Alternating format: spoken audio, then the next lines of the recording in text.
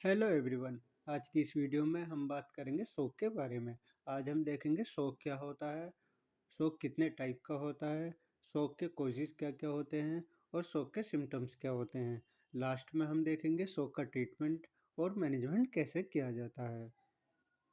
Shock is a critical medical condition that occurs when the body does not get enough blood flow, leading to inaccurate oxygen and nutrient delivered to tissue and organ.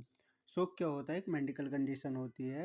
ये तब होती है जब हमारे body का blood flow जो होता है वो प्रॉपर नहीं हो पाता है, जिसकी वजह से क्या होता है, जो हमारे टिश्यू हैं और ऑर्गन जो हैं उनके पास में ऑक्सीजन और न्यूट्रिएंट जो होते हैं वो प्रॉपर तरीके से नहीं पहुंच पाते हैं। अब देखते हैं हम शोक की डेफिनेशन क्या होती है। Shock is defined as a condition where the tissue in the body does not receive enough oxygen and nutrient to allow the cell to function. Shock क्या होती है? कंडीशन होती है जिसमें क्या होता है, टिश्यू जो होता है हमारी बॉडी के अंदर वो रिसीव नहीं कर पाते हैं इनफ अमाउंट में ऑक्सीजन और न्यूट्रिएंट। इसकी वजह से क्या होता है, जो हमारी सेल होती है वो अच्छी तरीके से अपना फंक्शन नहीं कर पाती है। इस कंडीशन को हम कहते हैं शोक। नेक्स्ट हम देखेंगे टाइप ऑफ शॉक। शॉक जो होता है हमारे कितने टाइप के होते हैं। सबसे पहले इसमें देखेंगे hypervolemic shock. This type of shock result from the loss of blood और fluid such as in cases of severe bleeding, dehydration और fluid loss from the burn. Hypervolemic shock जो होता है वो हमारा तब होता है जब हमारी बॉडी के अंदर फ्लूइड की वॉल्यूम या ब्लड की वॉल्यूम जो होती है वो कम हो जाती है।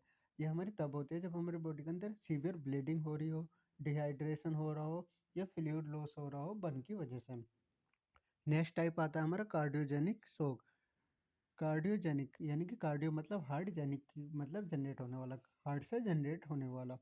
Cardiogenic shock occur when the heart is unable to pump enough blood to meet the body demand, often due to heart attack, severe heart failure और other cardiac issue। Cardiogenic shock कब होता है? जब हमारा हार्ट जो होता है वो प्रॉपर पंप नहीं कर पाता है ब्लड को हमारी बॉडी की रिक्वायरमेंट को पूरे करने के लिए। ये हमारा तब हो सकता है जब हमारे पेशेंट में हार्ट अटैक की कंडीशन हो या सीवियर हार्ट फेलियर हो रहा हो या दूसरी कार्डियक इशू हो रहे हो।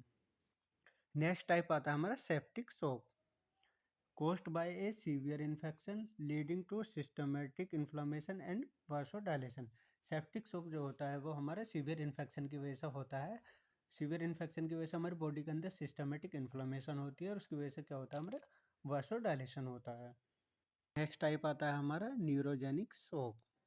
It occur when damage in the CNS, usually spinal cord injury cause to blood vessels to dilate. Neurogenic shock कब होता है? जब हमारी स्पाइनल कॉर्ड जो होती है, जो CNS का पार्ट होती है, उसमें इंजरी हो जाए। उसकी वजह से क्या होता है, हमारी जो ब्लड वेसल्स होती है वो डायलेट कर जाती है और हमारी हाइपोटेंशन की जो कंडीशन है वो डेवलप हो जाती है। नेक्स्ट टाइप आता है हमारा anaphylactic shock, severe allergic reaction causing wide spread vasodilation. Anaphylactic shock जो होता है वो हमारा सीवियर एलर्जिक रिएक्शन की वजह से होता है। इसमें क्या होता है कि हमारी जो ब्लड वेसल्स होती है वो डायलेट कर जाती है और जो हमारा ब्लड प्रेशर होता है वो डिक्रीज हो जाता है। नेक्स्ट टाइप आता है हमारा obstructive shock. occur when there is a obstruction of blood flow, often due to condition like pulmonary embolism, blockage in the artery of pulmonary artery। अब ये क्या होता है, ऑब्स्ट्रक्टिव शॉक का मतलब होता है कि जब हमारे ब्लड फ्लो में ऑब्स्ट्रक्शन आ जाए, कोई रुकावट प्रेजेंट हो जाए, जिसकी वजह से जो हमारे ब्लड फ्लो होता है वो प्रॉपर नहीं हो पाता है फ्लो टिश्यू या सेल्स तक। ये हमारी कंडीशन की वजह से हो सकता है, जिसे हम पल्मोनरी एम्बोलिज्म के नाम से भी जानते हैं। नेक्स्ट हम देखेंगे कॉज ऑफ शोक। शोक के कॉजेज क्या क्या होते हैं। Shock can occur due to any condition that might affect the blood flow. Shock क्या होता है, कोई भी कंडीशन हो सकती है जो हमारे ब्लड फ्लो को अफेक्ट करती हो। इसमें सबसे पहला आता है severe blood loss. Severe blood loss जो होता है वो सीवियर ब्लीडिंग की वजह से होता है। Severe allergic reaction, allergic reaction की वजह से भी हो सकता है। हार्ट फेलियर, हार्ट फेलियर में क्या होता है, जब हमारा हार्ट प्रॉपर अच्छी तरीके से जो हमारा ब्लड फ्लो नहीं कर पाता है बॉडी की रिक्वायरमेंट पूरी करने के लिए।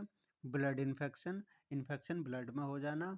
डिहाइड्रेशन, डिहाइड्रेशन में क्या होता है, जब हमारी बॉडी के अंदर जो फ्लूइड की अमाउंट होती है वो कम हो जाए। और बर्न। नेक्स्ट हमारे आते हैं साइन एंड सिम्टम ऑफ शोक। रैपिड, वीक और एब्सेंट पल्स। शॉक के पेशेंट में क्या होगा, जो रैपिड हो पल्स रेट होगा उसका रैपिड होगा, वीक होगा, या हमारी जो पल्स होंगी वो एब्सेंट भी रह सकती हैं। इरेगुलर हार्ट बीट, हमारे जो पेशेंट की रेगुलर हार्ट बीट रहेंगी। रैपिड एंड शैलो ब्रीथिंग रहेगी। लाइट हेडनेस रहेगा। कोल एंड क्लेमी स्किन होगी। थर्स्ट एंड ड्राई माउथ, उसे प्यास लगेगी और जो उसका माउथ होगा वो ड्राई रहेगा। चेस्ट पेन रहेगा पेशेंट को और कंफ्यूज रहेगा पेशेंट हमारा। ये हमारे थे साइन एंड सिम्टम शॉक के।